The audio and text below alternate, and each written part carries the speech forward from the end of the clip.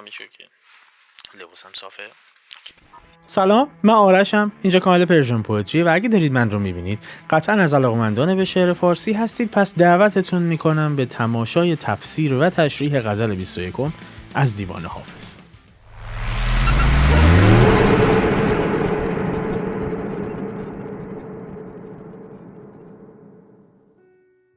خب رسیدیم به غزل جذاب از این جهت که غزل شرح حال یک عاشق ناکامه، یعنی یک مرثیه و یک واگویه از یک عاشق ناکام هست و خب به زبان حافظ سروده شده. علت این که تأکید میکنم به زبان حافظ سروده شده به خاطر این که زبان حافظ هم شبیه سبک زندگیش با همه فرق داشت، عمیق ولی تند و تیز. حتی مریدانش مثل استاد شهریار هم طریقه نقدشون به معشوق چیزی شبیه به حافظ بود، البته نه به قدرت حافظ که عرض میکنم چرا. بیاین قیاسش بکنیم مثلا با سعدی. سعدی وقتی میخواد از معشوق گلایه بکنه، یه نقدی بکنه، اول با کلامش معشوق رو اغوا میکنه، یعنی نرمش میکنه. به عنوان مثال عرض میکنم، معشوقش رو تا عرش میبره بالا، خودش رو میکشه پایین و بعد در اون قامت میسته، یک نقد ریز و یک گلایه ریز رو کاد و پیچ میکنه، تحویل معشوق میده که اون رو نرنجونه و ناراحتش نکنه. و بعد وقتی که این کار رو هم میکنه، در انتها با توجه به این اختلافی که بین خودش و معشوق قائل شده و خودش رو پایین گرفته و معشوق رو تا عرش برده بالا، نگاش هم میکنه، میگه اصلا درست داری، کارت درست داری انجام میدی، ما رو چه به تو، من کیم که بخوام تو رو نقد بکنم، بس هر کاری میکنی درسته. غزل داره در این رابطه، میگه مشتاق تو هم با همه جوری و جفایی، محبوب منی با همه جرمی و خطایی. من خود به چه ارزم که تمنای تو ورزم، بر حضرت سلطان که برد نام گدایی. باید که سری در نظرش هیچ نیرزد، آن کس که نهد در طلب وصل تو پایی. اینقدر خودش رو کوچیک کرده و اون که تو مثل حضرت سلطان میمونی، من اصلا کی اسم منو جلو تو میبره. بنابراین در ادامه همون جایی که میرسم به این نکته که میگم آخرش بهش میگه اصلا تو هر جور و جفا و ظلمی هم به من میکنی، حق داری، درست میکنی. میگه بیداد تو عدل است و جفای تو کرامت، دشنام تو خوشتر که ز بیگانه دعایی. در قالب این غزل داره میگه که من مشتاق تو جور و جفا میکنی، تو ظلم و خطا میکنی، ولی تو با این حالم من مشتاق تو هم و تو محبوب منی و این بیداد تو و بی‌عدالتی تو برای من عین عدله و من ترجیح میدم از تو دشنام بشنوم تا از یه غریبه دعا بشنوم. ببینید چه شکلی نقد میکنه، اما تو غزل حافظ از این خبرها نیست. حافظ صاف میره سر اصل مطلب. زان یار دلنوازم شکریست با شکایت، گر نکته دان عشقی بشنو تو این حکایت. میگه یارم دلنواز، زیبا، سهیقد، دلبر، اینا هست که هست، من شکایت دارم. زان یار دلنوازم شکریست، خدا رو شکر که این هست، اینا رو داره، ولی شکایت هم دارم. شکریست با شکایت. این زبون حافظ هست. جای دیگه میگه دارم از زلف سیاهش گله چندان که مپرس، که چنان زو شدم بی سر و سامان که مپرس. کس به امید وفا ترک دل و دین مکناد، که چنانم من از این کرده پشیمان که مپرس. اینجا هم حافظ عزمش رو جزم کرده که از این نوع و از این قسم شکوه ها و گلایه ها رو براتون مطرح بکنه، چون دیدگاه حافظ به عشق این چنینه که خب اون لحظه اول که میخوای دل و دین رو بدی و بره که همه چی گل و بلبله، سختی نداره، یواش یواش در مسیر مواجه میشی با موانع و عرصه به تنگ میاد و تازه مشکلات عشق رو به چشم میبینی. غزل ابتدایی دیوان حافظ رو خاطرتون هست؟ براتون تفسیر کردم، اون عارفانه است اما خیلی تفاوتی نمیکنه در ماهیت عشق. اون معتقد حال چه عشق آسمانیه چه زمینیه، اون اولش که میخوای دل و دینو بدی که راحته، بعدش یواش یواش اونقدر مشکل به وجود میاد که باید دست به دامن ساقی بشی که این شراب رو برسونه که اصلا نفهمی چی داره رخ میده. حالا یا ایها الساقی ادر کأسا و ناولها، که عشق آسان نمود اول ولی افتاد مشکل ها. بارها و بارها، نه فقط در این غزل، بارها و بارها این مضمون رو براتون سروده. روز اول رفت دینم در سر زلفین تو، تا چه خواهد شد در این سودا سرانجامم هنوز. همون روز اول دل و دین رو دادم بر سر زلفین تو ولی اینکه چیا قرار سرم بیاد خدا میدونه. جای دیگه میگه چون عاشق میشدم گفتم که بردم گوهر مقصود، ندانستم که این دریا چه موج خونفشان دارد.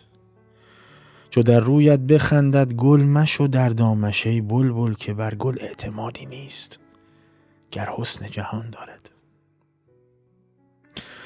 ز چشمت جان نشاید برد که از هر سو که میبینم کمین از گوشه ای کرده است و تیر اندر کمان دارد. و در بیت آخر ببینید چه شکلی گلایه میکنه: خدا را داد من بستان از او ای شحنه مجلس، که می با دیگری خورده است و با من سرگران دارد. یکی میگه داد منو از این بگیرید، تو رو خدا به داد من برسید. این میشو با بقیه خورده، بی‌محلیشو به من میکنه. شگفت‌انگیز و عجیبش اینه که تمام این عاشقان هم همین مسیر رو طی کردن. یعنی در ابتدا خیلی ساده دل دادن و در انتها تازه با مشکلاتش مواجه شدن. برای همین هم خیلی از عشق‌ها هستن که به نتیجه نمیرسن. این مثال فقط برای آدمای عادی نیست. شیخ صنعان رو من قبلا یه غزلی براتون از حافظ خوندم که در رابطه با داستان شیخ صنعان بود. حتما ببینیدش، لینکش رو این بالا براتون میذارم، حتما ببینیدش، مهم هست. داستان شیخ صنعان شیخی بود که 70 سال عبادت کرده بود و مسلمان سفت و سخت و عاشق یک دختر غیر مسلمان میشه و این دختر تمام ایمان او رو به بازی میگیره. یعنی شروطی رو برای او میذاره که دقیقاً باید از ایمانش دست میکشیده و این عجیب و غریب بود در حال خودش. و جذابش اینه که این داستان ها برای همه عشاق تکرار میشه. یعنی همه ساده دل میبندن و همه تازه با مشکلاتش مواجه میشن، اما به داستان هر کدومشون که گوش میکنی انگار برای تازگی داره. خود حافظ این رو سروده: یک قصه بیش نیست غم عشق، وین عجب که از هر زبان که میشنوم نامکرر است. قصه یکیه ولی انگار جدیده. دی وعده داد وصلم و در سر شراب داشت، امروز تا چه گوید و بازش چه در سر است. همه داستانشون اینه. اون روز اول، روزی که داشتم دل میدادم، قضیه یه جور دیگه بود. الان که افتادیم توی عاشقی، قضیه به نحوه دیگری است.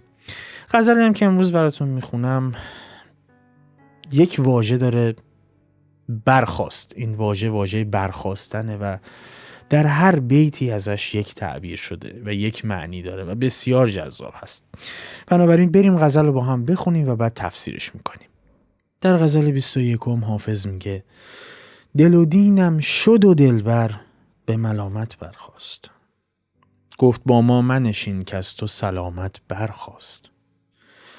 که شنیدی که در این بزم دمی خوش بنشست، که نه در آخر صحبت به ندامت برخاست. شمع اگر زان لب خندان به زبان لافی زد، پیش عشاق تو شبها به غرامت برخاست. در چمن باد بهاری ز کنار گل و سرو، به هواداری آن عارض و قامت برخاست. مست بگذشتی و از خلوتیان ملکوت، به تماشای تو آشوب قیامت برخاست. پیش رفتار تو پا بر نگرفت از خجلت، سرو سرکش که به ناز از قد و قامت برخاست.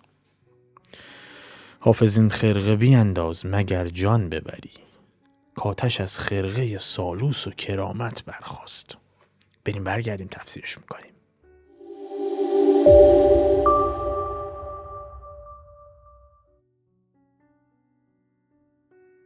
خب بدون فوت وقت بریم سراغ تفسیرش. غزل جذابه. در بیت اول میگه: دل و دینم شد و دلبر به ملامت برخاست. گفت با ما منشین که از تو سلامت برخاست.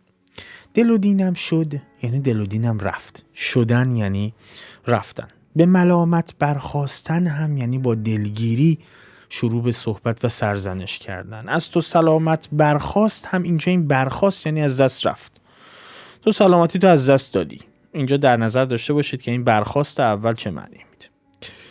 میگه تو سلامت تو از دست دادی، معنیش اینه که تو این دل و دین و من در راه دلدادگی به این محبوب من از دست رفت. دل و دینم شد و دلبر به ملامت برخاست. یعنی من زمانی که دل و دینم رو دادم رفت، عاشق شدم و اسیر عشق او شدم، تازه محبوب برگشت به من گفت که حالا تو سلامتی تو از دست دادی دیگه، بنابراین سزاوار نیستی که با من هم نشین بشی. چرا؟ چون دل و دینم رو برای او از دست داده بودم. این قاعده است دیگه، معشوق هر دفعه یه چیزی رو بهانه میکنه. من داستان شیخ سنان رو عرض کردم خدمتتون که برید ببینید، برای همین بود. هر بار اون معشوق، اون دختر غیر مسلمان برای شیخ سنان با اون 70 سال عبادت و اون همه مریدش، هر بار یک شرط جدید میذاشت، شرطای وحشتناکی رو میذاشت، یعنی شرطای عجیب و غریبی میذاشت که اصلا شما باورتون نمیشه از یک مسلمان کسی اینو بخواد. ولی حافظم آدمی نبوده که خیلی راحت پا پس بکشه. در غزل دیگه میگه بسوخت حافظ و در شرط عشق بازی او، هنوز بر سر عهد و وفای خیشتن است. نداره حافظ بسوزم سر عهد و وفاش میمونه.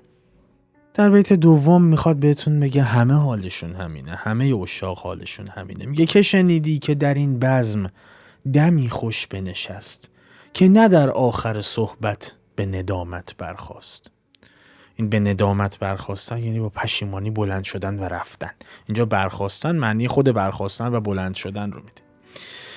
اینجا از سر افسوس داره خطاب به دل خودش میگه، داره دل خودش رو مرهم میذاره. میگه که شنیدی که در این بزم دمی خوش بنشست، ناامید نشو، مسیر عشق همینه. به دلش داره میگه کسی رو دیدی توی مجلس عاشقی بشینه آخر سر با افسوس و ناراحتی و ندامت و پشیمانی بلند نشده باشه؟ انقدر که این مسیر سخته. طبق همون قاعده‌ای که عرض کردم، در این بزم میان که همه بنشینن، پا رو که میذارن عشق اون ابتداش راحته، طرف همه ذهنش گل و بلبله، دلش در حال جوششه، این خونش در حال غلیان کردن، اما یواش یواش متوجه این موضوعات میشه. اون اوایلش، من دقیق بخوام براتون بگم، اون اوایل همه عین فرهاد میخوان تیشه بگیرن و برن سراغ کوه بکنن و فکر میکنن که توانش رو دارن. یک ترانه خیلی جذابی از جنتی عطایی هست که ترانه است در قالب یکی از در حقیقت موسیقی های داریوش هست که خیلی هم معروف هست، ولی من هر چقدر که به این ترانه نگاه میکنم حقیقتا این حجم از اغراق در یک ترانه واقعا دستمریزاد داره. فوق‌العاده بود این ترانه و شرح حال کسی است که تازه در مسیر عاشقی قدم برمی‌داره. حتما همتون شنیدید کوهو میذارم رو دوشم، رخت هر جنگو میپوشم، موجو از دریا میگیرم، شیره سنگو میدوشم، میارم ماهو تو خونه، میگیرم باد و نشونه، همه ی خاک زمینو میشمرم دونه به دونه، اگه چشمات بگن آره هیچ کدوم کاری نداره. این حال اونیه که اول مسیر در قدم در مسیر عشق برمی‌داره، اما به عمل کار برآید، به سخندانی نیست. یه ذره که میگذره متوجه میشه که نه، به همین سادگی ها هم نیست. مسیر عشق پستی و بلندی بسیار داره و کسی به این سادگی ها جون سالم ازش به در نمیبره. حافظ در غزل دیگه میگه چه آسان مینمود اول غم دریا به بوی سود، غلط کردم که این طوفان به 100 گوهر نمیارزد. اینقدر طاقتش طاق شده بوده. در بیت سوم راجع به شمع صحبت شده که جاش من یه توضیح نه چندان خیلی مبسوطی راجع به شمع بدم در ادبیات پیشین ما، به خاطر اینکه خیلی کنایه ها و استعاره های جذاب و عاشقانه ای از شمع در شعر فارسی بیان شده. 3 مورد هست، 3 مورد کلی هست که من این ستار براتون فقط توضیح میدم. باز هم هستم اما بیشتر از اینها استفاده شده، از این استعاره ها و از این کنایه ها.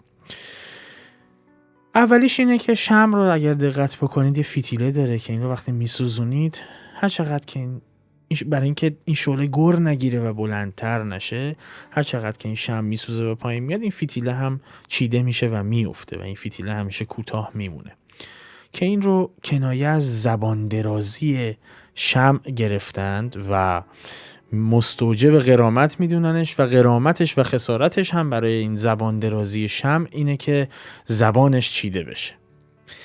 مطلب دومی که راجع به شمع بیان میکنند خنده و لبخند شمعه.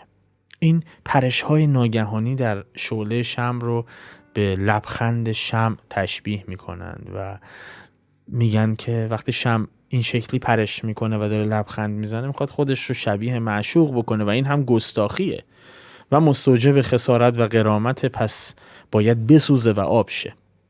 و مطلب سوم که خیلی بهش اشاره میشه اینه که شب پره ها و پروانه ها معمولا جذب نور میشن و زمانی که همه جا تاریک بشه و یک شمع روشن باشه اینا جذب شمع میشن و پروانه دور شمع میگرده انقدر که این گرما میسوزوندش و از بین میره و این رو هم کنایه از سنگدلی شمع گرفتند و معتقدند که این که شمع تا انتها میسوزه و در انتها خاموش میشه تاوان خون پروانه است.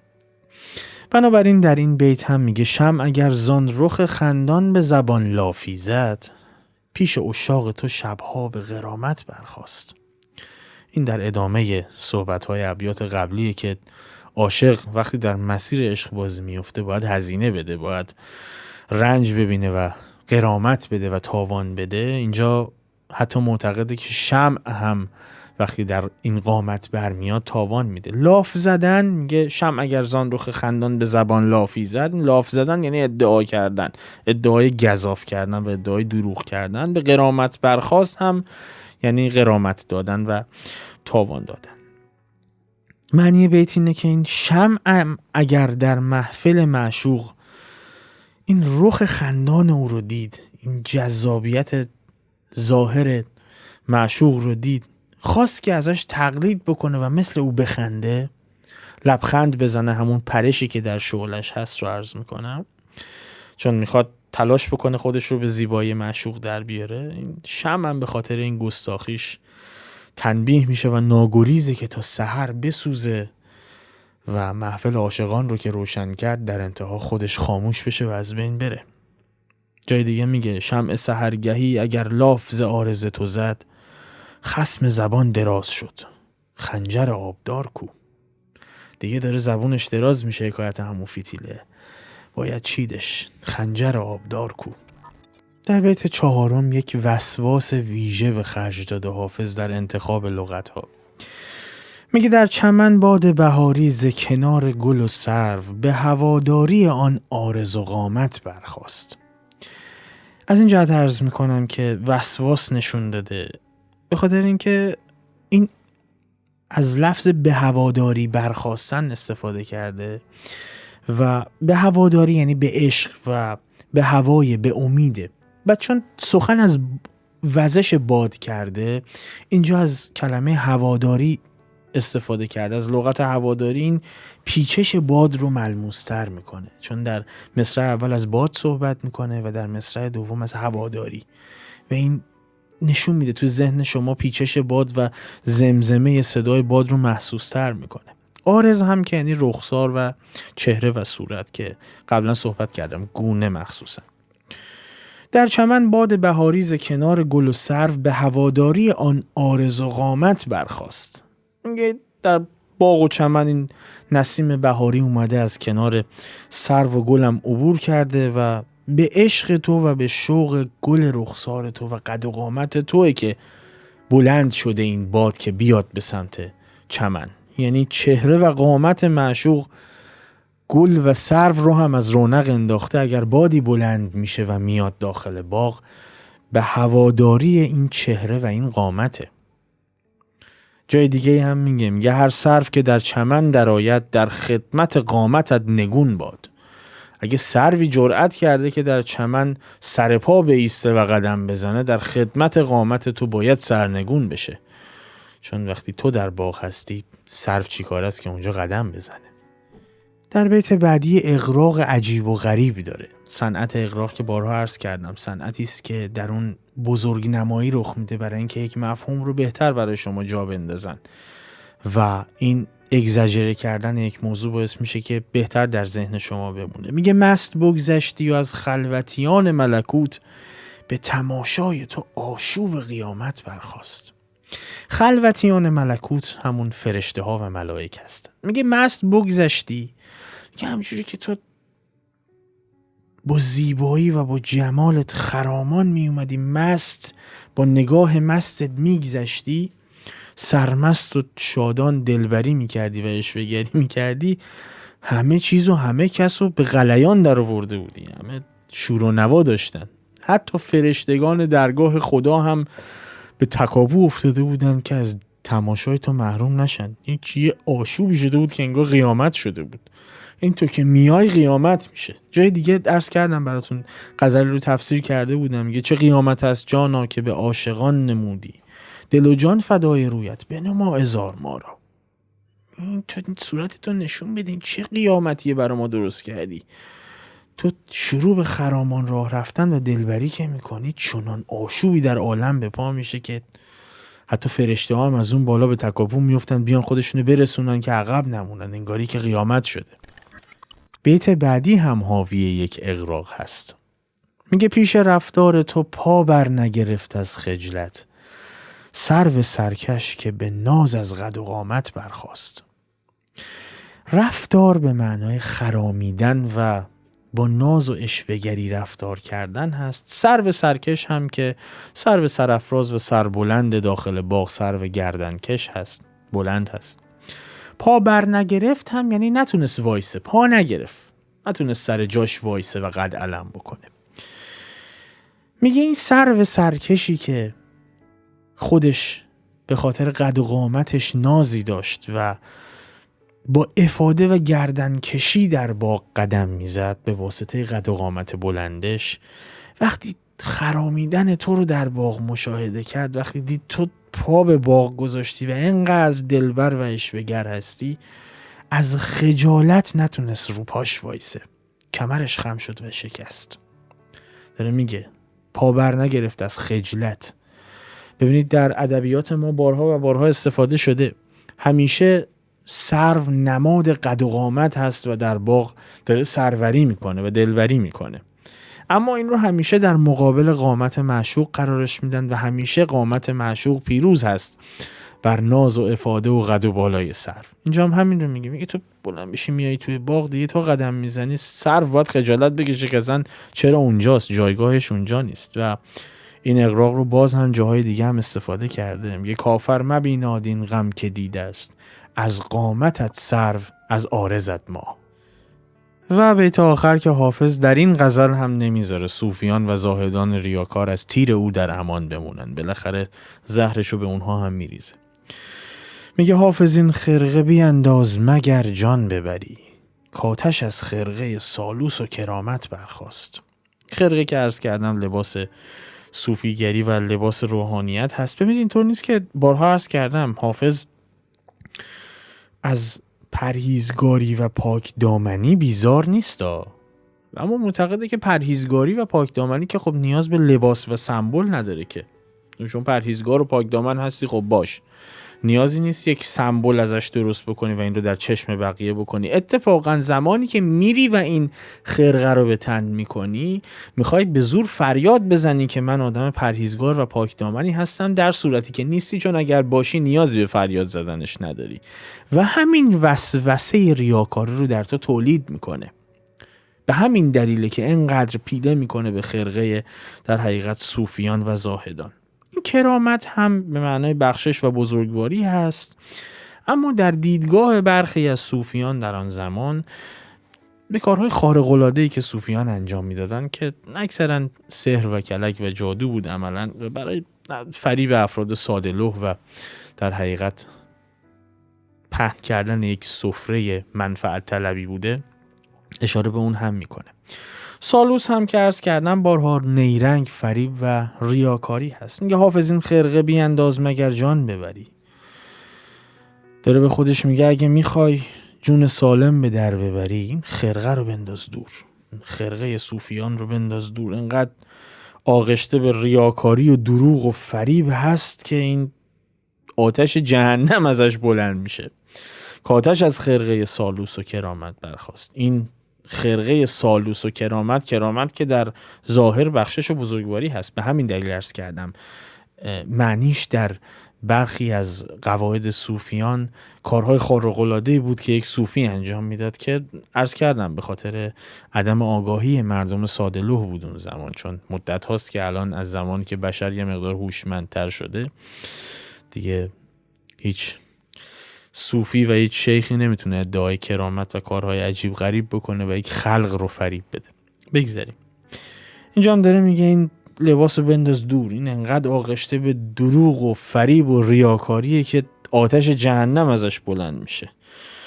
اگه میخوای به سرمنزل مقصود برسی، اول این خرقه رو درار، خودت همونو بسوزون که با سایر مردم حداقل همرنگ بشی و با پوشیدن این خرقه خودت رو انگشت نمای خلق و مردم نکنی. اون زمان که مد بود، ولی ببینید حافظ چقدر از خودش جلوتر بود که میدونست یه روزی شاید پوشیدن این لباس و در این ظاهر در اومدن باعث بشه که انگشت نمای خلق بشه. در غزل دیگه میگه در خرقه چو آتش زدی ای عارف سالک، جهدی کن و سرحلقه رندان جهان باش. بریم برگردیم جملات آخر رو هم عرض میکنم.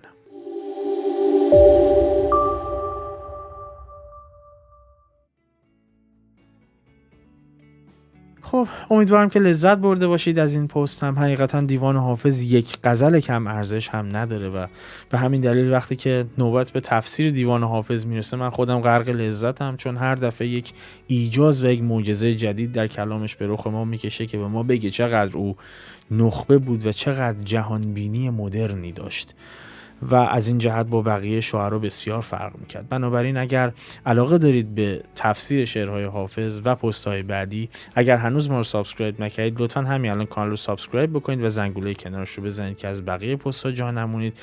و اگر قصد حمایتی بیش از این داشتید میتونید از دکمه جوین استفاده بکنید اگر خارج از ایران هستید که خیلی به ما کمک میکنه. و بقیه شبکه‌های اجتماعی ما که همیشه بچه‌ها لیستش رو این کنار برای شما میذارن و همینطور لینکش رو در دیسکریپشن که با یک کلیک بتونید جوین بشید درش. خواهش میکنم اگر براتون سخت نیست حتما در اینستاگراممون جوین بشید، بخاطر اینکه اونجا باید پا بگیره تا من رغبت بکنم اونجا هم فعالیت جداگونه انجام بدم. من اینستاگرام رو بیشتر برای دوستانی نگه داشتم که داخل ایران هستن و سخت میتونن به یوتیوب دسترسی داشته باشن، اما باید اونقدری مخاطب داشته باشه که بتونم براش وقت هم بذارم. بنابراین درخواستم اینه که حتما فالوش بکنید و اگر قصد همیاری با مجموعه پرژن پویتری رو دارید، اگر داخل ایران هستید مثل همیشه آیدی پی و اگر خارج از ایران هستید پیپل. با امید دیدارتون توی پست‌های بعدی. جایی نرید. به سلامت.